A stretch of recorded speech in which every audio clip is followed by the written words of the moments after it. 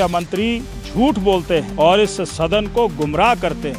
रोजगार बढ़ाने की बात तो दूर की बात है, जो दिया है शायद वो भी छीन लिया गया। क्या लगता है कि हिमाचल प्रदेश में रोजगार को लेकर सरकार संजीदा नहीं है? नहीं, हिमाचल प्रदेश में कांग्रेस की सरकार सत्ता में आने के लिए जो 10 गारंटियां दी थी, हम 1 साल में 1 लाख और 5 साल में 5 लाख देंगे, और इनका आंकड़ा आया है कि हमने सिर्फ 40,000 नौजवानों को रोजगार दिया है। क्या लगता है कि आपदा को लेकर जो है सरकार को जो प्रबंध करने चाहिए वो नहीं किए जा रहे हैं? सरकार आपदा में है और आपदा कभी इनको राजनीतिक आपदा आती है, कभी प्राकृतिक आपदा आती है।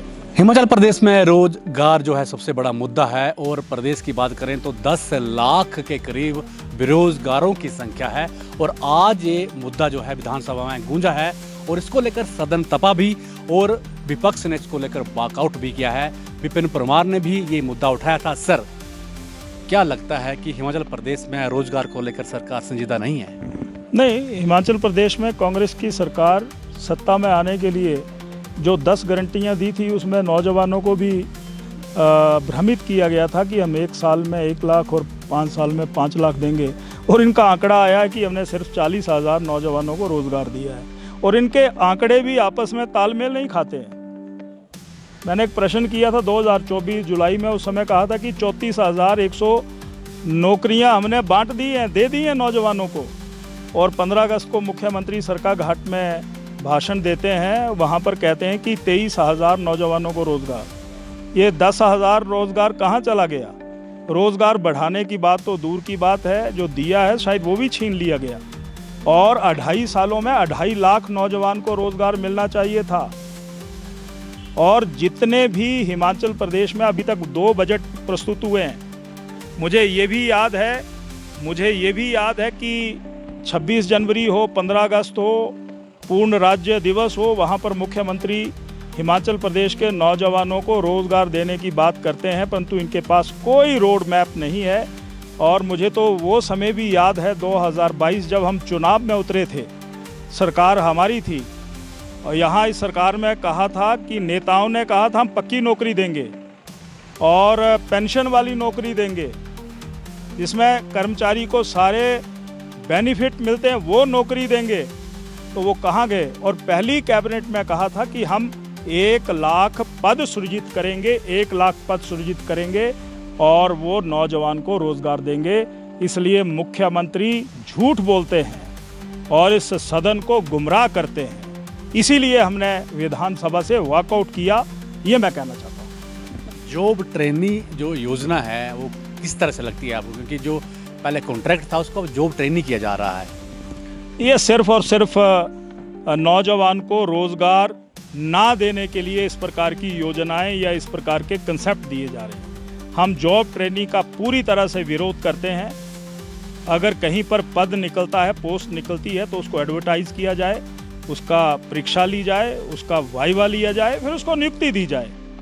ये जो एक कंसेप्ट जॉब ट्रेनिंग का व्यवस्था परिवर्तन में मुख्यमंत्री ने लिया है, इसकी हम निंदा करते हैं, और निंदा नहीं, इसका हम विरोध करेंगे और विधानसभा के अंदर भी विरोध करेंगे। जिस तरीके से 1 लाख नौजवान को रोजगार नहीं मिल सका, इस बात को भी हम जनमानस तक पहुंचाने की कोशिश कर रहे हैं, ये मैं कहना चाहता हूँ। आपदा को लेकर भी चर्चा चल रही है।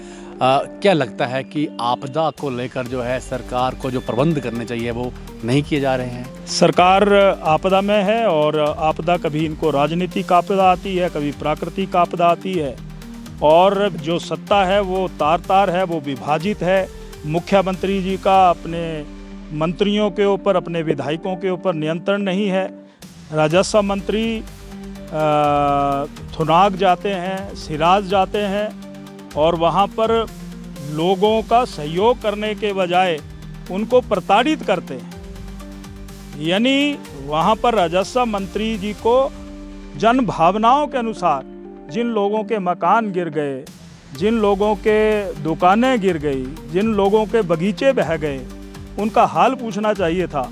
वहाँ पर तो अपने पद का दुरुपयोग करने के साथ साथ अधिकारियों के माध्यम से उस पीड़ित जनता को दबाने की कोशिश हुई।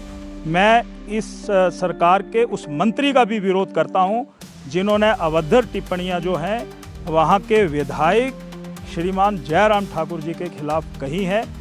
ये नैतिकता नहीं है। बड़े आदमी का फर्ज है उसको संस्कारित होना चाहिए। बड़े पद का मतलब नहीं है कि वो बदतमीज हो जाए। इसीलिए तो विधायक दल ने फैसला किया है कि ना उनकी चर्चा में ना प्रश्नों के उत्तर में शामिल होंगे। ये हम मैं कहना चाहता हूँ। सरकार ये भी आरोप लगा रही है कि जो केंद्र से मदद मिलनी चाहिए वो हमें मिली नहीं है और विशेष राहत पैकेज के लिए जो है विपक्ष भी हमारे साथ दिल्ली चले। नहीं, विपक्ष हमेशा तैयार है। हमारे तमाम जो सांसद हैं लोकसभा के, राज्यसभा के, माननीय जगत प्रकाश नड्डा जी के नेतृत्व में वो केंद्रीय मंत्रियों से भी मिले हैं, गृह मंत्री जी से मिले हैं, श्री जयराम ठाकुर जी प्रधानमंत्री जी से भी मिले हैं और यहाँ से प्रस्तावनाएं मंगवाई जा रही हैं। केंद्र की टीम ने यहाँ पर असेसमेंट कर ली है। आने वाले दिनों में जो नुकसान है उसका भरपाई होगी। और पिछले दिनों की बात भी हम करें तो चाहे वो एनडीआरएफ है, चाहे वो केंद्र प्रायोजित योजनाएं हैं, उनका पैसा भारत सरकार देती रही है। ये मैं कहना चाहता हूँ। बिल्कुल, तो ये थे विपिन परमार। उनका कहना है कि केंद्र सरकार जो है आपदाओं को लेकर पहले भी पैसा देती रही है और आगे भी देगी। साथ ही साथ जो रोजगार का मुद्दा है बहुत बड़ा मुद्दा है और जॉब ट्रेनिंग को लेकर जो है इनका कहना है कि हम सड़कों पे भी इसका विरोध करेंगे, विधानसभा के अंदर भी इसका विरोध करेंगे। सर, आपने समाचार फर्स्ट से बातचीत की, आपका बहुत बहुत धन्यवाद।